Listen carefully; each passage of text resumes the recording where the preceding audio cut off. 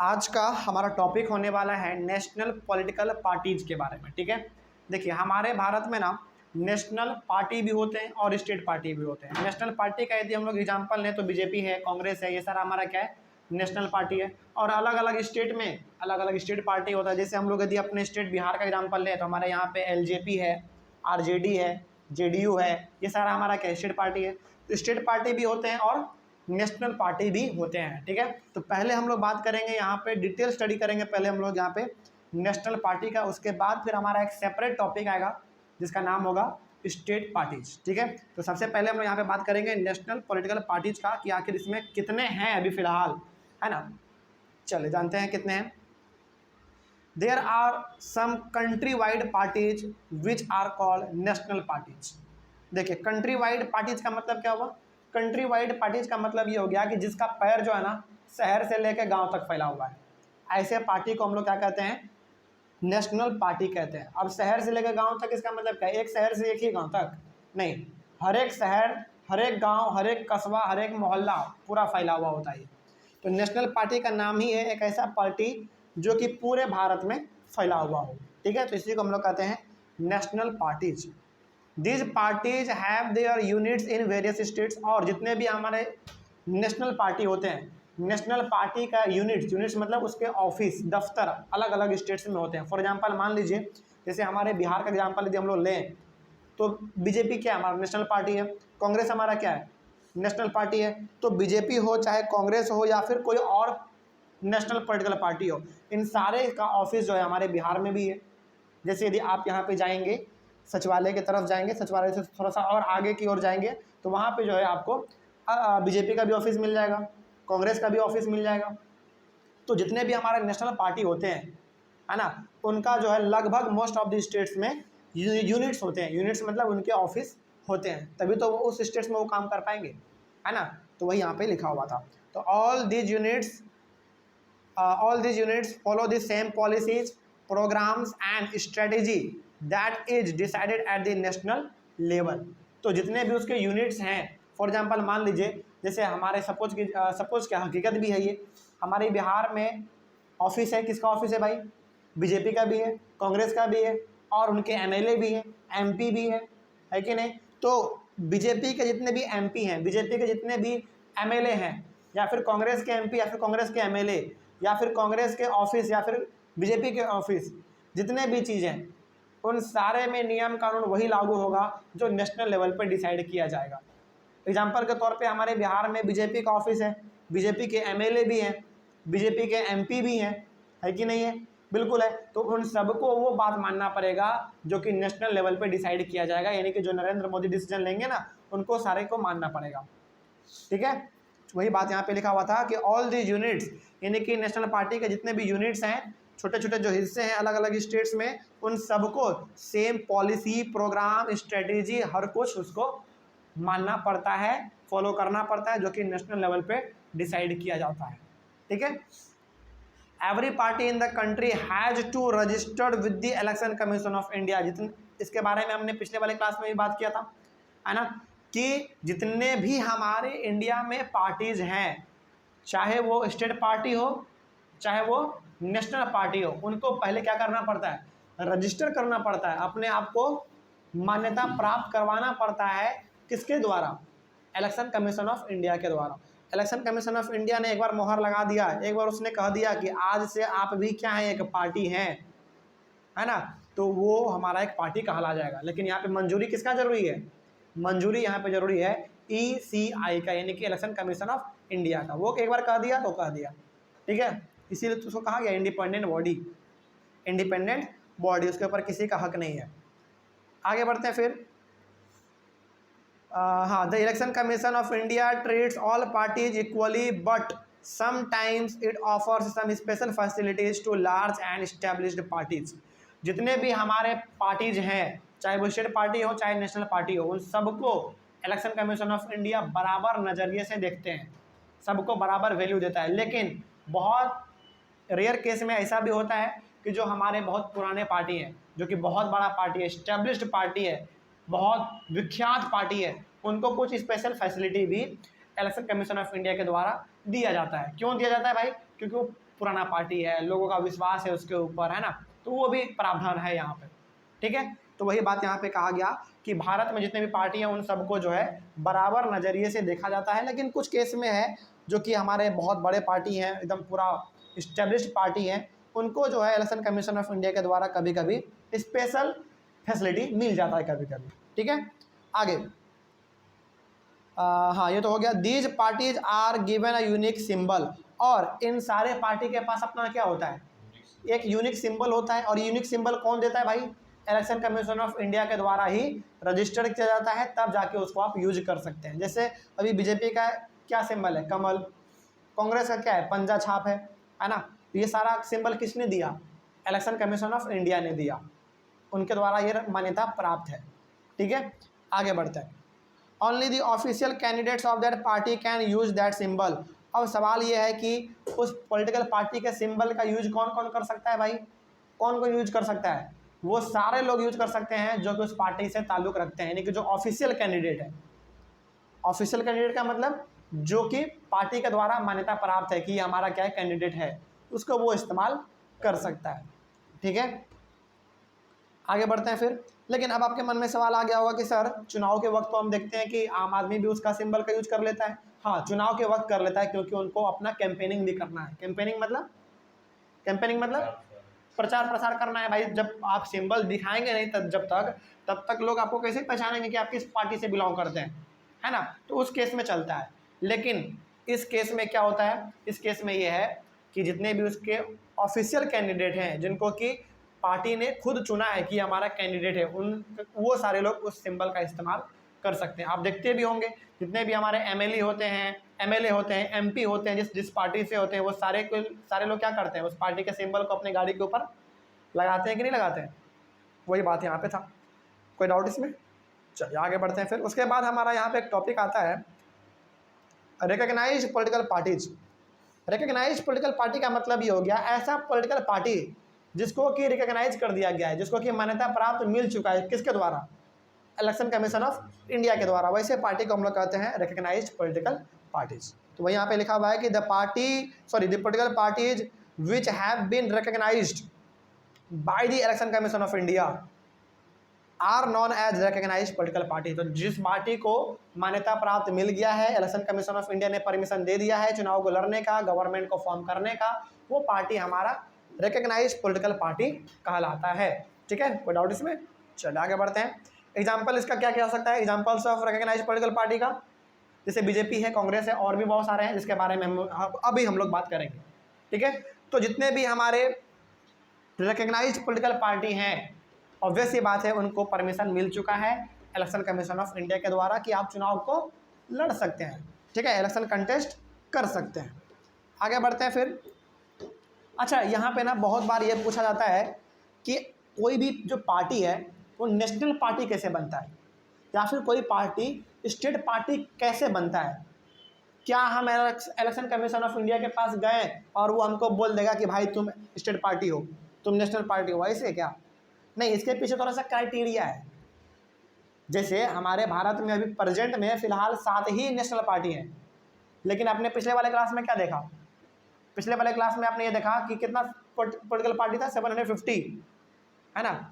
Total हमारे भारत में कितने पार्टी है, 750 पार्टी है। लेकिन अभी फ़िलहाल में हमारे भारत में 7 पॉलिटिकल पार्टी ही ऐसे हैं जो कि नेशनल पार्टी है ना। तो इसके पीछे भाई क्या रीज़न है, आखिर कोई पार्टी नेशनल पार्टी कैसे बन जाता है, कोई पार्टी स्टेट पार्टी कैसे बन जाता है, इसके ऊपर भी कंडीशन है, तर्क है ना। क्या तर्क है भाई, इसके बारे में पहले बात जान लेते हैं हम लोग। Conditions to become a national party, यानी कि कोई पार्टी जो है नेशनल पार्टी कैसे बनता है, उसके पीछे क्या कंडीशन है, इसके बारे में पहले हम लोग जान लेते हैं। ठीक है, देखिए लिखा हुआ है अ party that secures at least 6% of total votes in Lok Sabha election और असेंबली इलेक्शंस इन 4 स्टेट्स। यहीं पे बस, यहाँ पे 2 चीज़ है, यहीं तक पहले आप समझिए।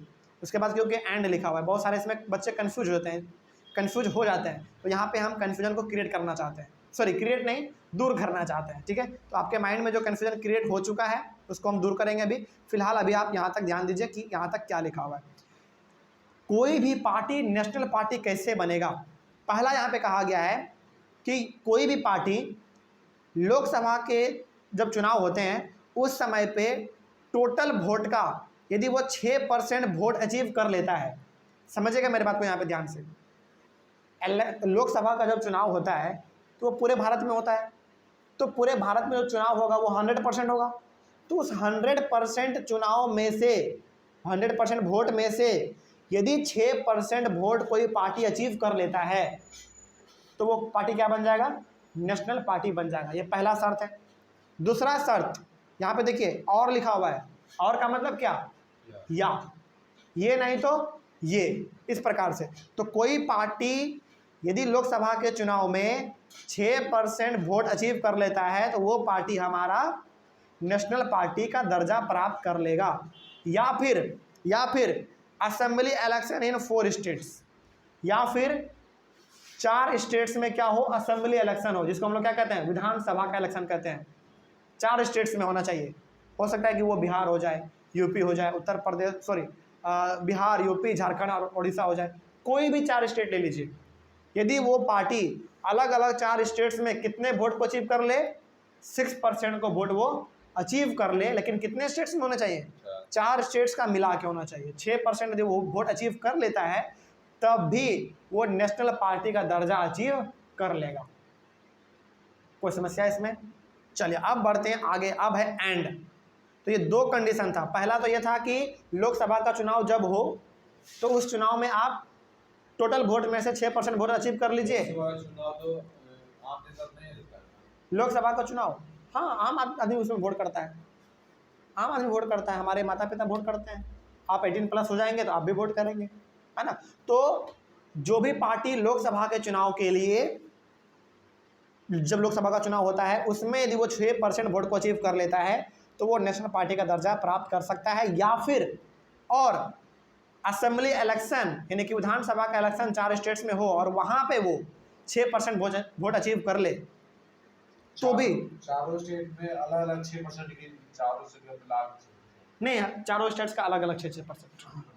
क्योंकि यदि ऐसा होता तब तो आज बहुत सारे पार्टी नेशनल पार्टी का दर्जा ले चुके होते, है कि नहीं। यदि 4 स्टेट्स का मिला के 6% होता तब तो फिर दिक्कत हो जाता, है ना। और ये भी आप मान के चलिए कि हर एक स्टेट्स में चुनाव एक ही वक्त नहीं होता है, अलग अलग टाइम पे होता है। तो यहाँ पे बहुत सारे बच्चे कंफ्यूज इसलिए भी हो जाते हैं कि सर 4 स्टेट्स का मिला के 6% या फिर चारों स्टेट्स में 6-6%। तो जवाब क्या है, चारों स्टेट्स का 6-6%। तो यदि वहाँ पे वो अचीव कर लेता है तो भी वो नेशनल पार्टी का दर्जा अचीव कर लेगा, ठीक है। तो ये 2 कंडीशन हो गया भाई। लेकिन और यहाँ पे क्या है, एंड मतलब ये अलग हो गया, ये अलग हिस्सा। And wins at least 4 seats in Lok Sabha is recognised as a national party. या फिर वो क्या कर ले, 4 सीट्स को अचीव कर ले, कहाँ पे, लोकसभा में।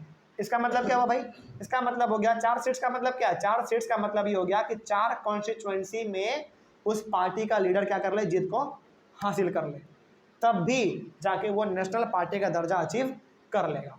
तो एक बार हम यहाँ पे फिर से बता दे रहे हैं कि नेशनल पार्टी का दर्जा कब मिलता है, क्योंकि बच्चे इसमें बहुत बार कंफ्यूज होते हैं। पहला कंडीशन क्या है, पहला कंडीशन ये है कि लोकसभा के इलेक्शन में यदि आप यानी कि आपका पार्टी यदि लोकसभा के चुनाव में 6% वोट अचीव कर लेता है टोटल वोट का, तो भी वो नेशनल पार्टी का दर्जा अचीव कर लेगा। पहला कंडीशन ये था। दूसरा कंडीशन क्या था, दूसरा कंडीशन ये था कि 4 स्टेट्स में यदि वो 6-6% वोट अचीव कर लेता है तब भी जाके वो नेशनल पार्टी का दर्जा अचीव कर लेगा।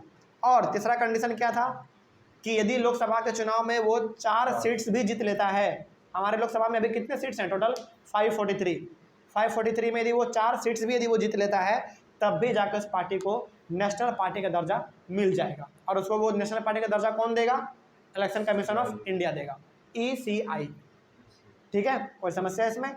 चलिए आगे बढ़ते हैं। फिर एक बार यहाँ पे इस पे भी गौर कर लीजिए कि 4 स्टेट्स में जो 6-6% वोट हैं वो चारों स्टेट्स का 6-6% होना चाहिए, चारों का मिला के नहीं, चारों का 6-6%। क्योंकि इसके पीछे लॉजिक भी है, लॉजिक ये है कि अलग अलग स्टेट्स में अलग अलग वक्त पे चुनाव होता है ना। चलिए आगे बढ़ते हैं। फिर इस वजह से जो है चारों स्टेट्स का 6-6% होना चाहिए, तब जाके हमारा जो है कोई भी पार्टी नेशनल पार्टी बन जाएगा।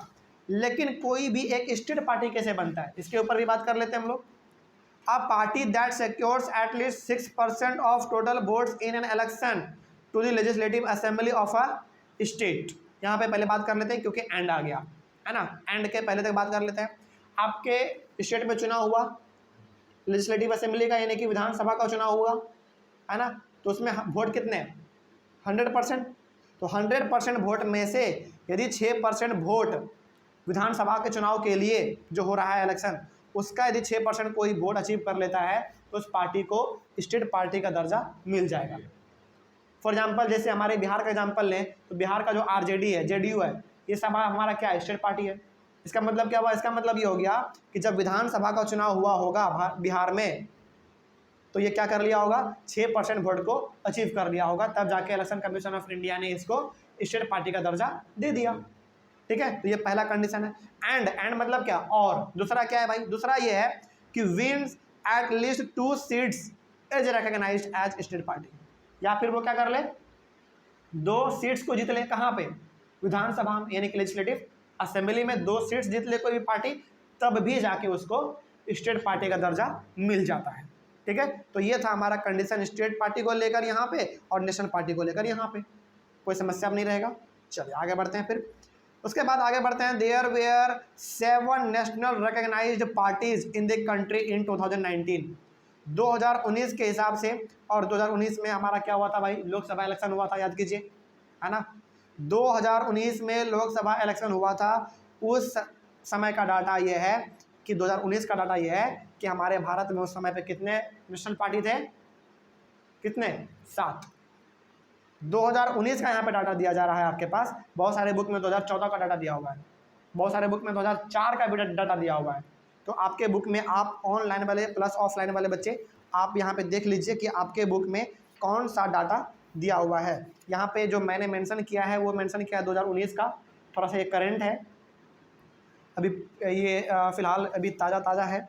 तो इस हिसाब से यहाँ पे जो है हमने 2019 का यहाँ पे डाटा दिया हुआ है। किसी किसी बुक में 2014 का हो सकता है, किसी किसी बुक में 2006 का हो सकता है, किसी किसी बुक में 2004 का भी इस प्रकार का हो सकता है। तो आप अपने बुक में देख लीजिए। और मेरा रिकमेंडेशन यहाँ पे ये रहेगा कि आप करंट डाटा को ही इस्तेमाल करें। तो यहाँ पे हमने करंट का इस्तेमाल कर लिया है, तो जो नोट्स में मिलेगा वो आपको करंट डाटा का ही मिलने वाला है। तो 2019 में जो है हमारे भारत के पास 7 नेशनल पॉलिटिकल पार्टी थे, उनके बारे में हम लोग एक एक करके बात करेंगे अब। ठीक है, तो इसके बारे में हम लोग शुरू करते हैं अगले वाले क्लास से, क्योंकि फिर क्लास हमारा लंबा हो जाएगा। तो पहला जो हमारा नेशनल पार्टी हम लोग बात करने वाले हैं वो है हमारा इंडियन नेशनल कांग्रेस, जिसको हम लोग सिंपली क्या कहते हैं, कांग्रेस के नाम से जानते हैं, कांग्रेस पार्टी के नाम से। यहाँ से हम लोग शुरुआत करेंगे अपने अगले वाले क्लास से। तब तक के लिए thank you very much and have a nice day.